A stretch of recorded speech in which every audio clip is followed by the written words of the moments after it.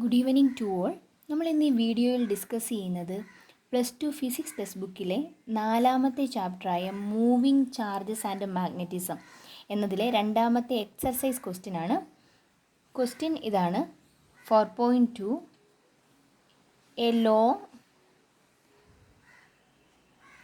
A long straight wire carries a current of 35 ampere. What is the magnetic field at a point 20 cm from the wire? അതായത് ഒരു current കടന്നു പോകുന്ന ഒരു conducting wire, ആ വയറിൽ കൂടി 35 ആംപിയർ കറണ്ടാണ് കടന്നു പോകുന്നത്.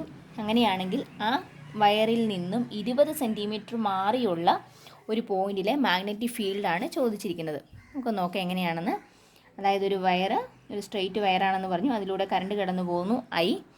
അങ്ങനെയാണെങ്കിൽ അതിൽ നിന്ന് ഒരു d ഡിസ്റ്റൻസ് മാറിയുള്ളൊരു പോയിന്റ്, ആ പോയിന്റിലുള്ള മാഗ്നറ്റിക് ഫീൽഡാണ് ചോദിച്ചിരിക്കുന്നത്. സോ ഐയുടെ വാല്യൂ നമുക്ക് എടുത്തെഴുതാം. I = 35 ആംപിയർ ആൻഡ് ഈ ഡി എത്രയാണെന്ന് പറഞ്ഞിരിക്കുന്നത് 20 സെൻറ്റിമീറ്ററിന് ക്വസ്റ്റിനകത്ത് തന്നിട്ടുണ്ട്. So D = 20 centimetre. സെൻറ്റിമീറ്റർ ആകുമ്പോൾ അതിനെ മീറ്ററിലേക്ക് കൺവേർട്ട് ചെയ്യണം. 20 × 10⁻²⁻² മീറ്റർ. മാഗ്നറ്റിക് ഫീൽഡിൻ്റെ ഇക്വേഷൻ എന്താണ്? B = μ0I/2πd.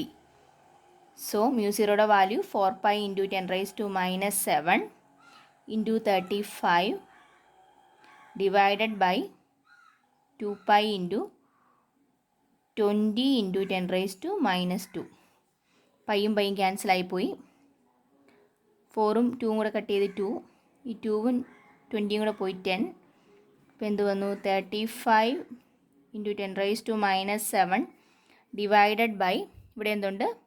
10 × 10⁻² ആണ് കിടക്കുന്നത്, എന്ന് പറഞ്ഞാൽ 10⁻⁻1. ഇത് നമ്മൾ ഓൾറെഡി മുന്നിലുള്ള വീഡിയോസിൽ പറഞ്ഞിട്ടുണ്ടായിരുന്നു ഇതെങ്ങനെയാണ് എടുക്കുന്നതെന്നുള്ളത്.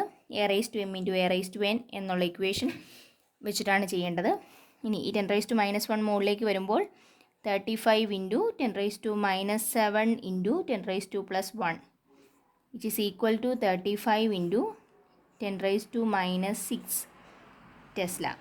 മാഗ്നറ്റിക് ഫീൽഡിൻ്റെ SI യൂണിറ്റ് ടെസ്ലയാണ്.